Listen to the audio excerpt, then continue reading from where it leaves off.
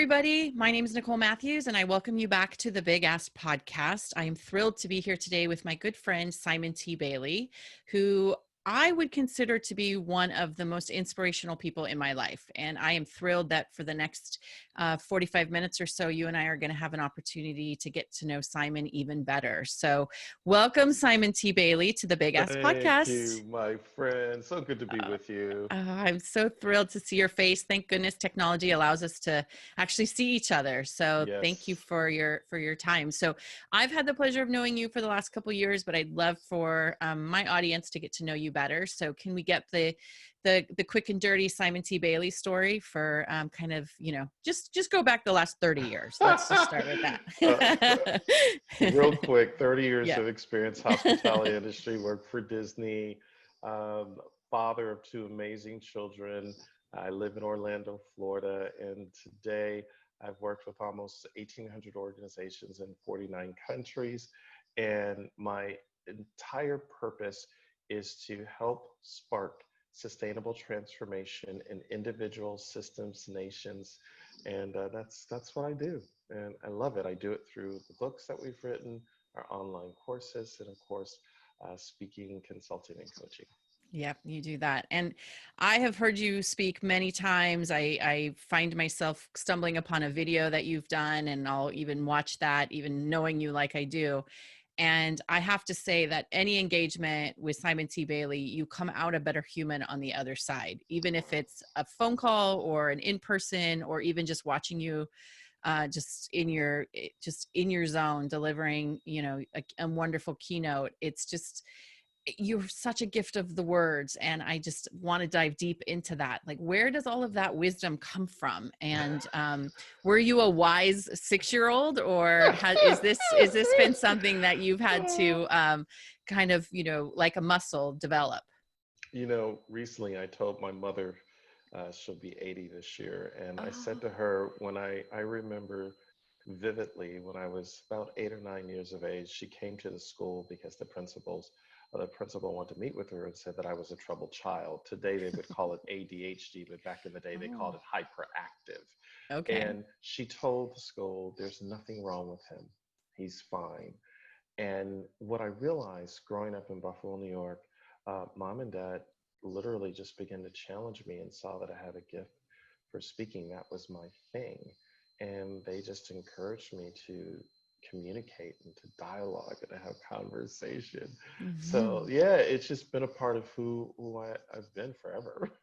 Yeah. Yeah, And I know you read incessantly, and I you are do. watching and learning from others. And so all of that just gets thrown into a beautiful big pot of Simon Jambalaya and gets spit out on the other side of all the wisdom, right? I've never heard that before. That's funny. So tell us something that might surprise us about you. So what's a fun fact about you that most people don't know? Believe it or not, and you're gonna find this a shocker, I'm a socialized introvert. Mm. I can be out and about, but I love my downtime and just being Hmm. quiet. So I've been home these last 3 months, the longest I've ever been home in 20 Yeah. years, and it's been like a gift. I'm learning how to Yeah. cook, and it's a Yeah. great, yeah, Oh, that's yeah, wonderful. That's yeah, wonderful. I can see that about you, though. I think that a socialized introvert is that's a great yeah. term, because I can see that. I can see that about you. So I know you started your career, well, a big piece of your career was at the Mouse House, right? Yep. So Hmm. let's talk a little bit about your trajectory from the Mouse House, i.e. Disney, to Simon T. Bailey International, and your now goal. Is it 1 billion people on the planet that you Yeah, want to we gotta inspire? reach 1 billion. That's 1 right. billion. Let's go. Okay. Let's go. Right. So you said Mickey Mouse has done it. I'm going to do it too, just in a different way, Why right? not? Yeah. Yes, exactly. So a little bit about your Disney to your own business and what that looked like. Yeah, so my my Disney story is I got a call from a journalist, and you never talk to the media at Disney unless you're authorized, and I wasn't authorized. And he said, "Where do you see yourself 10 to 15 years from now?" And I said, "I see myself as the president and CEO of the Walt Disney World Resort, and eventually the chairman and CEO of the Walt Disney Company." He puts this in print. So the article comes out, page 12, Florida Business Trend Magazine, February 2002. And my boss calls me in the office. He's like, what the heck were you thinking, saying you wanted to become the number one guy at Disney? And Nicole, I said to him, I work at this company whose motto is, if your heart is in your dreams, no request is too extreme. For when you wish upon a star, it makes no difference who you are. Funny today, not funny then. So HR shows up, writes me up, goes into my personnel file.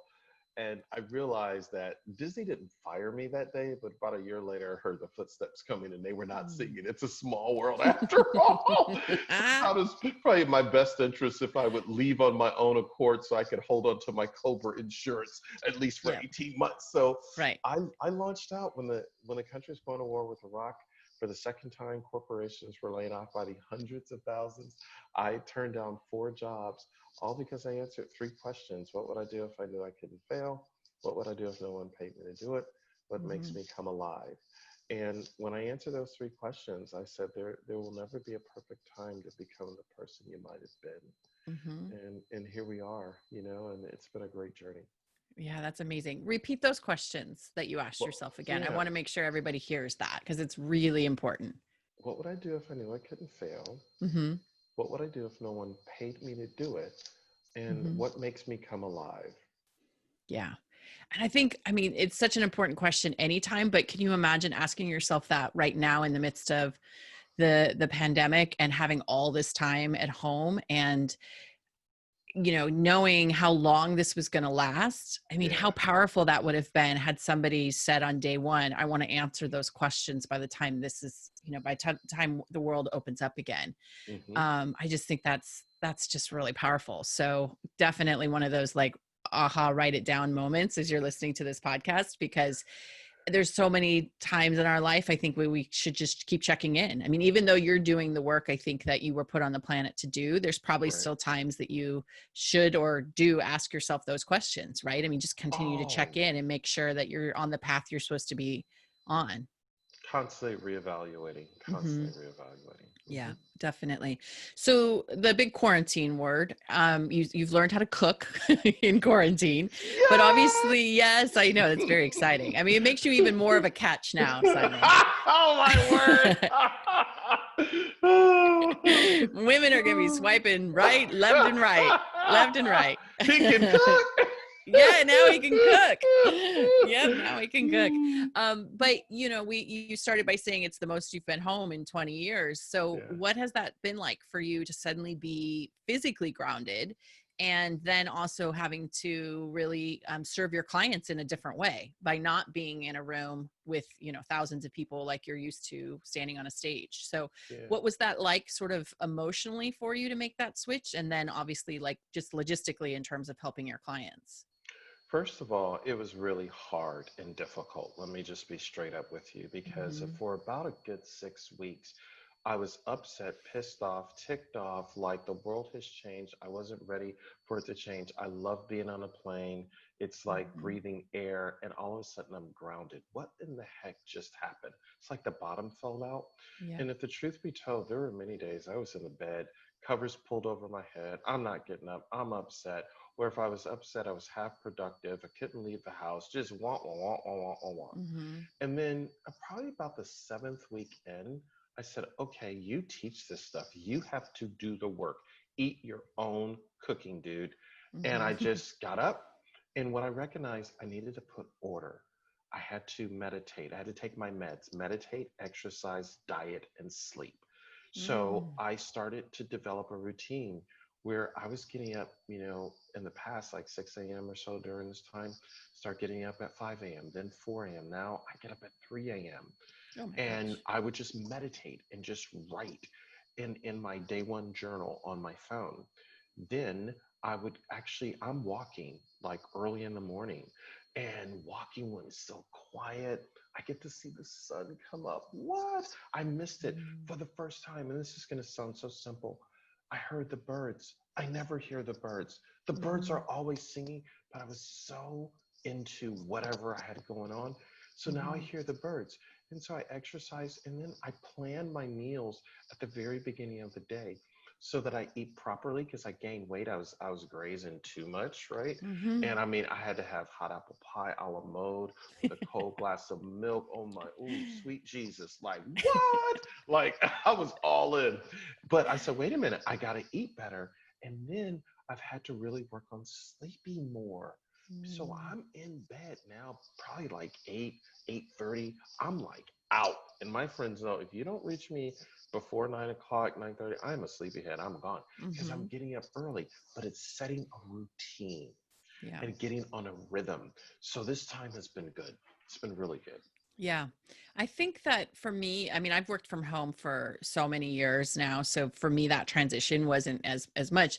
I mean, I have too have been grounded because I do events, outside of San Diego, but I hear what you're saying about um enjoying the quiet because, Yes. even just like the number of cars going up the street or, with my office window open and you do hear, birds and like today actually I smelled roses today and like it was the What? first time and my neighbors have these beautiful roses that are blooming and it was like it was that just that because the world was quiet I could Mhm. smell the roses even. I mean literally stop and smell the roses, right? And so Wow. it has been those little moments I think in this chapter of, house arrest as I call it, to just be quiet and what Hmm. is coming in that quiet I think is really powerful lessons. So Totally.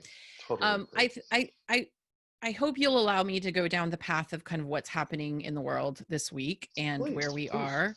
please. And I always, value the fact that you and I can have a really honest conversation. So Yeah. thank you for guiding me through this. But Yeah.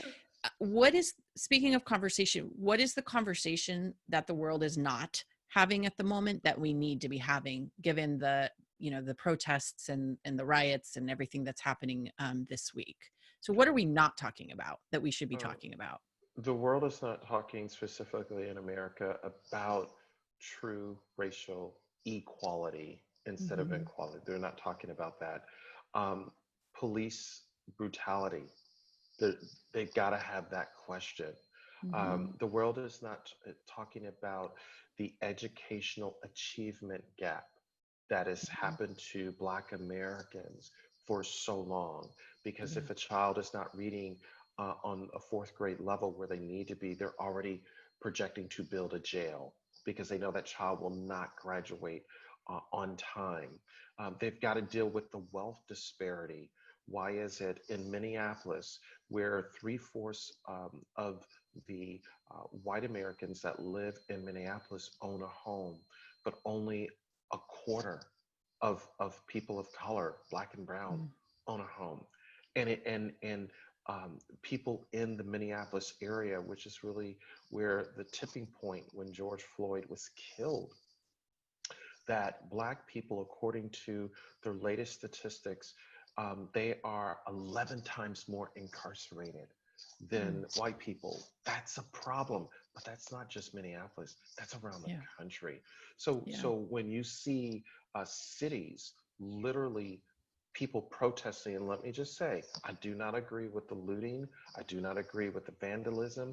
I think there's Mm-hmm. an underbelly that comes out during Mm-hmm. this time to take advantage of a situation. And Yeah. those who are peaceful protesters are kind of caught up in the mix, Mm-hmm. unfortunately. But I think what's happening around the country is because people have been quarantined for 3 months. They want to get out. People have had time to self reflect. And if you're a brown or black person, you're like, my future looks bleak because either I've Mm-hmm. been furloughed, I don't have a job. If I do have a piece of a job, I'm waiting for the other shoe to drop. Yeah. Or if there are 40 million people unemployed, how am I going to find a job? So there's a convergence of all these Mm-hmm. things happening. Mm-hmm. And the federal government and governments are doing what they think they can throw money at it. But it's Yeah. not just throwing money at it. You got to have a conversation. And the Right. conversation starts with, okay, Nicole, you don't look like me, but I know you need me and I need you. Mm-hmm. Can we just get along and Right. find out how we help each other? That's the Yeah. conversation that's not Yeah. happening. What's been showing up for me this week in all of that is, I feel like I was raised in the generation where you were supposed to say like, I don't see color. I don't see color. Everybody's the same. And I feel like now that's a disservice because I It is. should see color. Yes. right? I should see that you and I don't have the same skin color.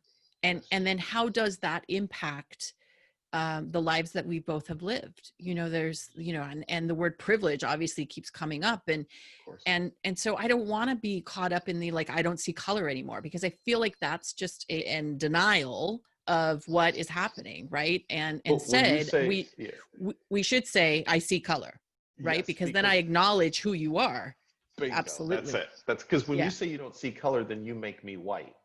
Yeah. Yeah, Right. I might as well be white, right? Yeah. Hmm. Yeah, exactly. Hmm. Yeah, that's what's been really showing up for me is that language that we were taught, so quick to say, well, I don't see color, everyone's the same.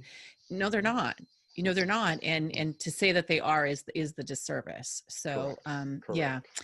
Yeah, there's so much work to be done. And the other thing that has sort of been on my heart this week is there should be I want to start another podcast, because I don't have enough to do at the moment, but I would love to have another podcast, and sort of the working title at the moment would be like Lessons from Our Conversation, where we just talk Mm, about not necessarily business, not what, your career path, all of that, but you and I having the real conversation, and mhm, then me mhm. having a conversation with other people who don't look like me or who do look like me. Everybody has a Right, story, right? right. And what lesson can we take from, Mm, like you mhm, said, really having that conversation and connecting with people? mhm. So, well, thank you. To that point, one of the conversations that a lot of Black men are having with their children, and Hmm. this is the conversation that most white people don't know about, but the conversation that I've had to have with my son Hmm. most recently is, if you're pulled over by the police,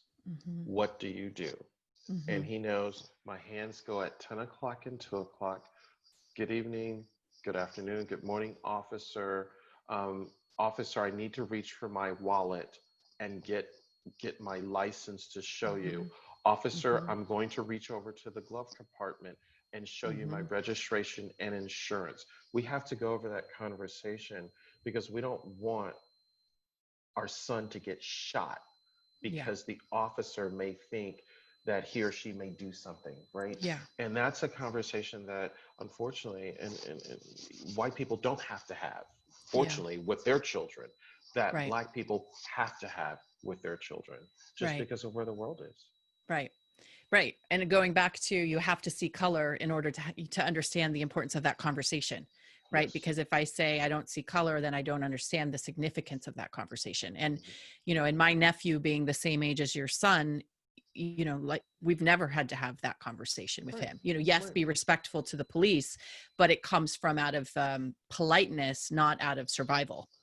Right. Yes. And so, Yes. yeah, it's, I've there's been so many stories this week. The gentleman, I think it was in Nashville, who wanted to take a walk around his block. I don't know if you saw that story. And Mm-mm, he mm-mm, wrote to it, he kind of posted, like, I don't know that I'd come home. I'm too nervous to walk around my block, because I live in mm, I got the sense he lived in a predominantly white, perhaps, mhm, neighborhood. And then all of a mhm, sudden his white neighbors said, I'll walk with you. I'll walk with you.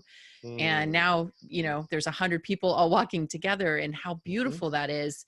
That Yes. that's the outcome. But the Yes. reality is what got them there, right? The reality was that Yes. he didn't feel safe enough to walk around the block. And I never have thought that, right? I Mhm. go, I'll go out for a walk, a run, a bike ride, and I never think someone's going to not think I belong in this neighborhood. It's just, there's been so many teachable moments that just make you stop again and appreciate, and then also key into the larger conversation. So thank you for that. I appreciate your insight and your Sure. wisdom into that. So let's sort of get back to the theory of the big ask and all of that. What's keeping you motivated right now? What kind of work are you doing that's really inspiring you? Oh my goodness, this is the greatest time to be alive. And I don't say that just as motivational hype or psychobabble, Mhm. but when you look back at the last decade, every great innovation happens in the dip. It happens Mhm. when things are down, the chips are down. Instagram, and I can name so many companies over the last decade that came like a phoenix out of the ashes. So I'm really Mhm. excited to create a digital brand now. We're creating a whole online institute. where a lot of my content will live online. We'll be able to reach people 24/7, 365. That's one thing. Another thing that we launched was Spark Hope Now, which in 30 days we've done 3 virtual summits, have reached almost 2,000 plus people, and we've given to a nonprofit charity. So we've given to World Central Kitchen, which is Chef Jose Mm-hmm. Andres, that's feeding people right now who have been impacted by COVID-19.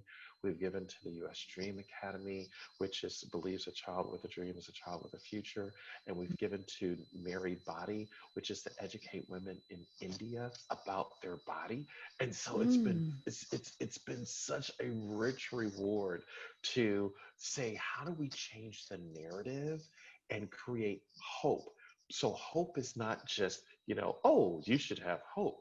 No, Mm-hmm. hope is actually anchored in psychological research, where Dr. Rick Snyder from the University of Kansas created a whole thing called hope theory over 30 Mm. years, looking why hope is so important. So that's some of the work that I'm doing now. Yeah. Being I'm a legitimate hope dealer. Yes, you are. That is for I'm sure. a hope Yes. dealer, ready to Hope deal some dealer. hope. Yeah. If there's ever a great DJ name, it's DJ Hope Dealer right there DJ Hope because Dealer.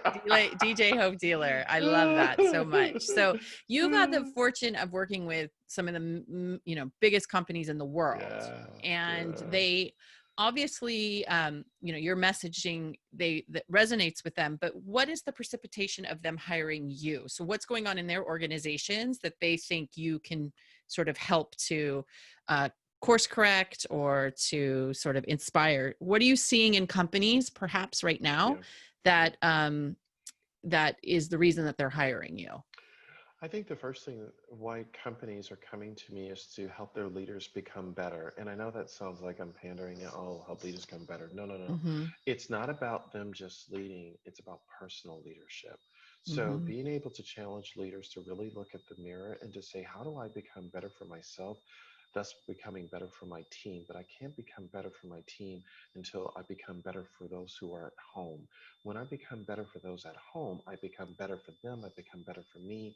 I become better for the team and the organization at large. The other thing is organizations are engaging me around customer experience because they're discovering that before you can talk to external customers, you have to start with the internal customers because employees are customers too. So Mm-hmm. really looking at how do you onboard men and women, not just to come and to do a job, but to engage them in what's near and dear to their heart.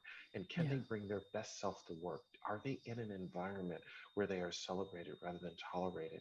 So those are kind of some of the areas. I just finished a really amazing project with SAP. Mm. Over a week long, regarding customer experience. I got a chance to interview some of their top customers from all over the world.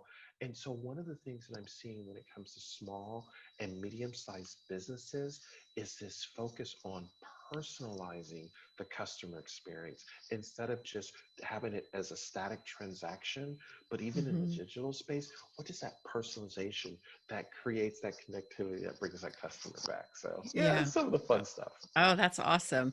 And I think leaders are now being challenged even as we're all working virtually, right? How do you lead a Yes, team that you aren't physically in the room with? So, totally. what are you seeing or what are you teaching around that at the moment? Yeah. So, first of all, connectedness is the new currency.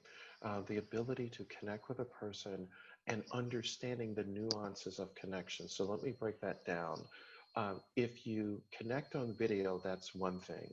But to say, hey, let's have a one on one, what would it be like to go old school and actually pick up the phone and have a Mm-hmm. conversation without video? Because sometimes then, hey, let's meet one on one. And it's kind of like being called into the principal's office. So it's Mm-hmm. really kind of knowing how that person is wired. And then the other thing is to let everyone on your team know, guess what? We're in a new era, a new time. This is the next normal, is what Mm-hmm. McKinsey is calling this. And it's okay if the doorbell rings, if the dog barks, if the child comes in or somebody else comes in, because you cannot stop those situations Yeah. and it's okay. But I think Right. also leaders being intentional about just checking in. How are you doing?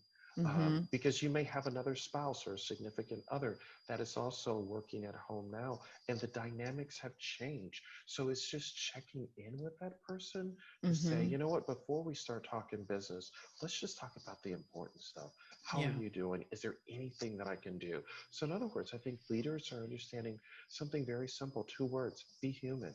Yeah. Be human and check in Right. with folks. Right. Well, especially when, workers are now being saddled with homeschooling too. I mean, I'm fortunate, you're fortunate because your kids are older. I mean, maybe you've been done a little bit of that. Hallelujah. Yeah. I mean, I have no one I need to teach at home, but just, that being another layer on top of everything that people are required to do during the day, I can't even imagine. I can't Yes. even imagine. So yeah, so yeah, I think this whole shift to virtual, it's going to be interesting to see how much of it sticks Yeah. once the world opens up again, kind of best practices that we incorporate, and then what sort of falls away. I Well, a lot like of the the fact. research is saying, a lot of the Mhm. research is saying, just sorry to interrupt, a lot of the research is saying that employers are realizing some employees don't want to go back into the office Mhm. because people are actually more productive at home. So Yep. some companies are going to be reevaluating leases and Yep. work experiences and how people do that.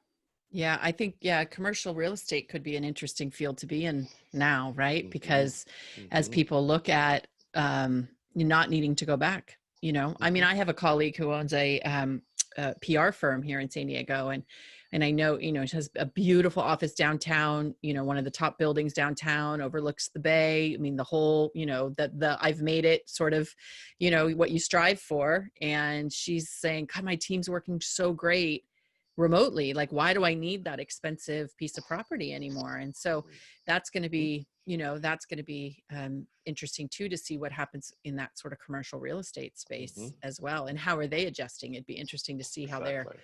how they're adjusting at the moment too. So let's talk a little bit about mentors. I mean, you have been an incredible mentor to me. I've called you in tears. I've called you in joy. I've called you in just, needing to have a little STP B in my life. Sorry, STP in my life. And so what, where do you find your mentors, and who have been important mentors for you in life? I find, you know what? It's kind of like I meet my mentors through the power of serendipity. I was Hmm. just with a mentor over the weekend, and he's the mentor, a mentor for Oprah.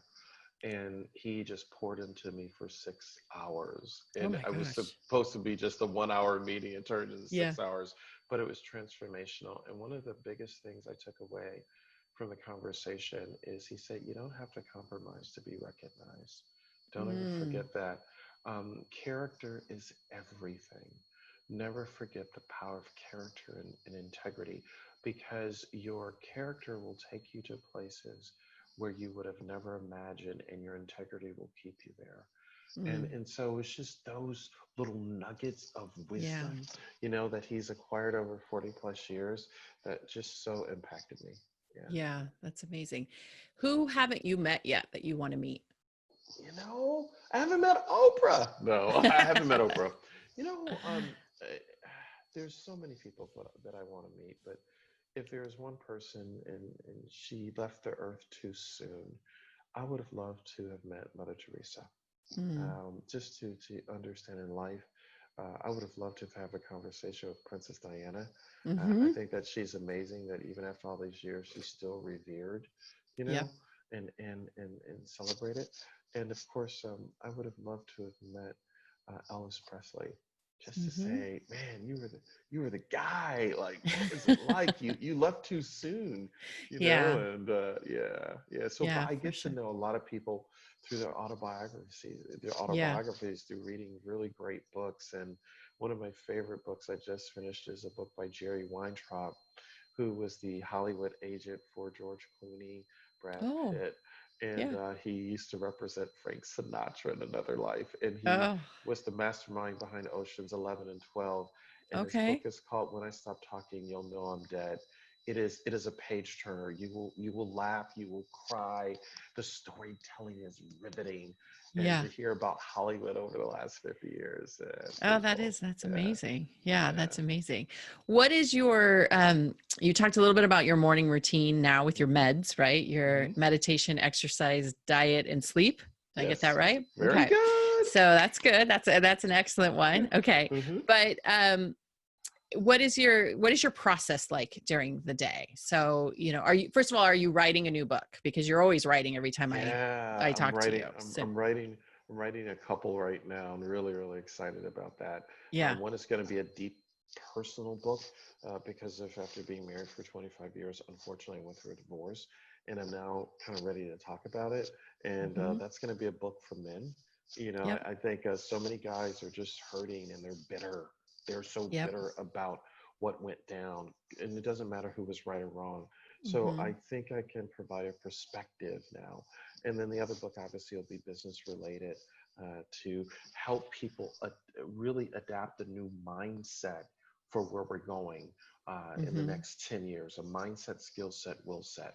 So really Okay. excited about that book as well. What's your process for writing? So how do you dedicate time to it? Does it just sort of like, do you stop when you get inspired? What's your process?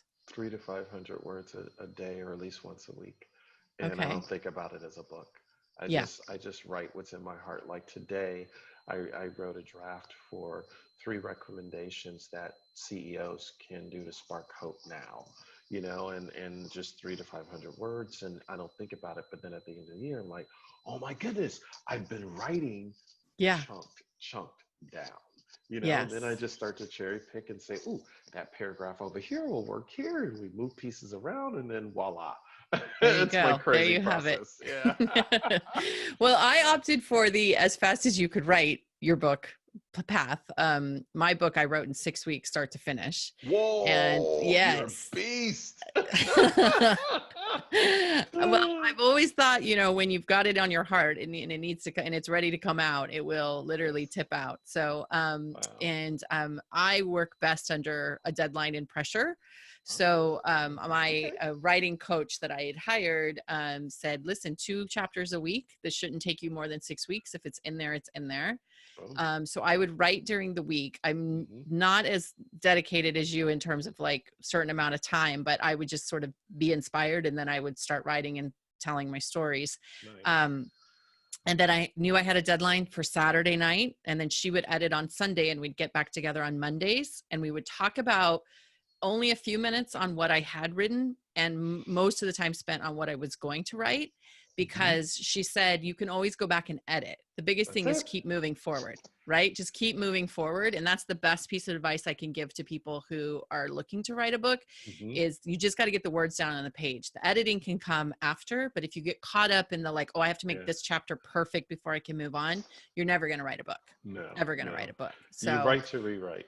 yep. Yeah, exactly. uh, Exactly. And then the most brutal part of it, I think, is when you have it professionally edited and and you you're get the like feedback. praying that like one page will just not have a mark on it. You're like, oh my God, look at, I went three uh, pages in my whole book. I went 3 pages without them correcting something. And I thought, oh my God, this is the greatest thing ever. So it is nice, humbling. It is a humbling nice, experience, but I nice. appreciate that you have endless words in that head of yours, and they just keep coming out on the pages, and we all get to benefit from that. So Oh, thank thank you, you for thank you. that. So let's talk a little bit about making big asks in your life, and since that's the theme of our podcast here. So as you know, I've made some big asks in my life, and that's led to some great things personally and professionally. So is there a time in your life when you had to make a big ask, reach out to somebody to have them help you on something sort of big, or something, it didn't even have to be big, but it became a Mhm. bigger thing for you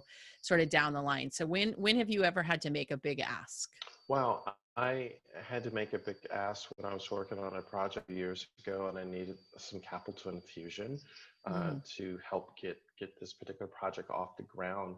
And I made an ask, and they said yes, and gave me a little time to repay them, and I paid them back every cent of what they gave me, and a little extra. And it felt mm-hmm. good. It felt good that it was there, but I had to ask for it. I had to go for Yep. it. Couldn't be Yeah. afraid. Right. Right. So what would you tell, or what do you tell your kids or young people in your life about making Mhm. big asks? You know what? The only thing people can say is no. As Mhm. you know, I teach that by the time a child is 17 years of age, they have heard no 150,000 times and only yes 5,000 times. So you never know what's on the other side of the yes, because it Mhm. opens up a series of doors and opportunities that would Yep. have never emerged if you would have never said yes to making the ask. Mm-hmm.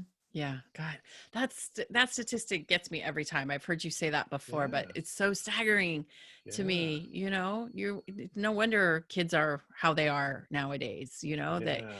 they aren't seeing the other side of yes, which is Mhm. such a great way to put that. So, Yeah. yeah, that's great. What causes are you involved with outside of work? What's important to you? What's on your heart? So I'm on the national board for the US Dream Academy. I Ah, am also part of Waymaker International that is really doing some work around resilience training, which is mm-hmm, so needed right now. As we are coming out of COVID-19, there's going to be a significant mental health issue that mm-hmm, organizations and businesses have got to think about. So really excited to be a part of World Maker International, US Dream Academy, and I sit on the Orlando Health Foundation, which is one of our big hospital systems. I'm on their foundation board. I've been on that mm-hmm, board for about 10 years, and it's a 100-year-old hospital, about 4 billion in revenue, 20,000 mm, employees, and it's so cool to see the work in healthcare and how they're mm-hmm. staying on the cutting edge of where things are going. So Yeah. yeah, that's a little bit of my Oh, volunteer work. that's awesome, Simon. You're such a good human. We're just I just wish that people had the opportunity, You more are people had too, the my opportunity. friend. Oh, thank you. I only tried to like, what would Simon Bailey do? That's my like, forget what would Jesus do. I'm just trying to do what would Simon T. Bailey do. So that's That's it. Every funny. morning I just am That like, is so what would my Simon funny. do? That would it. That would it. So well, I know you and I could chat forever, Yes. but we always end our podcast with some rapid fire questions, which are just for Okay. fun, so we get to know you better. All right. So first thing that comes to mind, no judgment. I will have probably no response to what you say, but we're just going to fire this at you. So, All okay, right. here we go. Title of your lifetime movie. I did it my way. Perfect. Perfect. All right. If you could change places with any celebrity right now, who would it be? Oh my goodness. I would so love to be. Um, wow.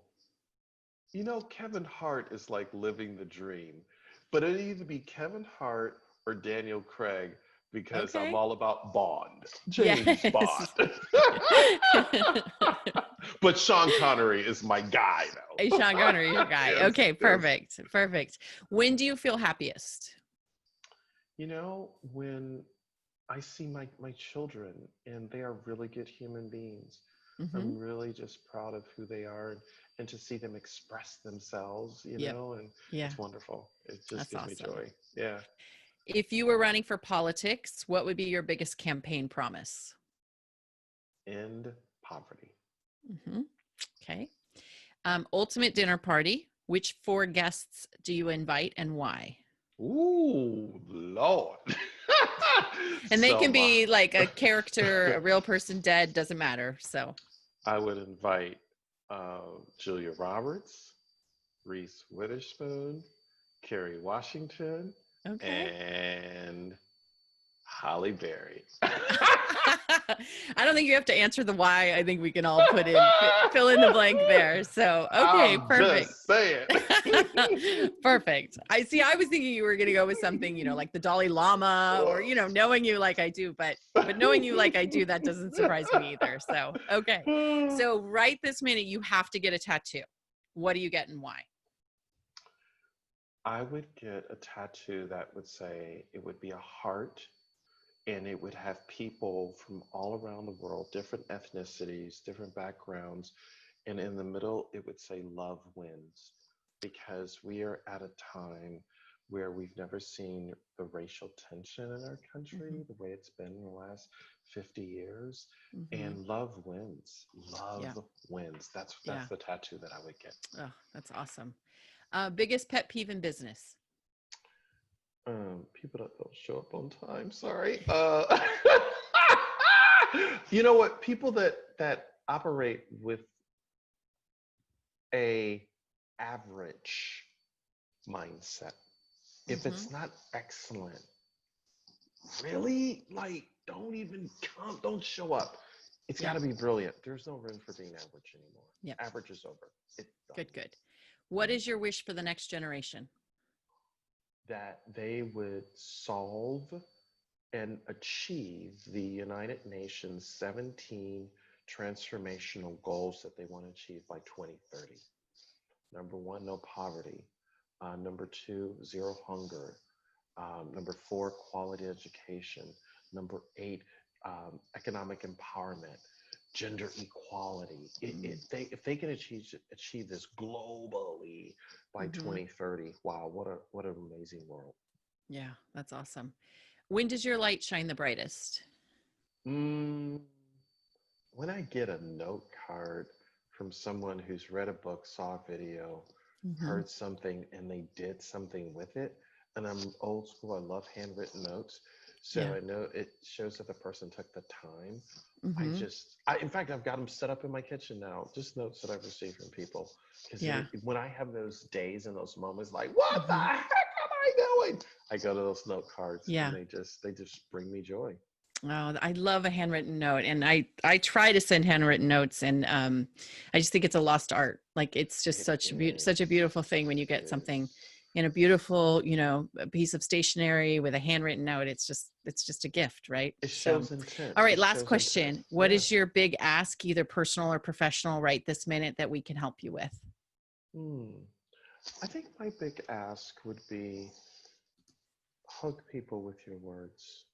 Everybody's got a story, and I know that might seem so simple, but Mm-hmm. everybody needs to be heard. They need to heal, and we need to help them.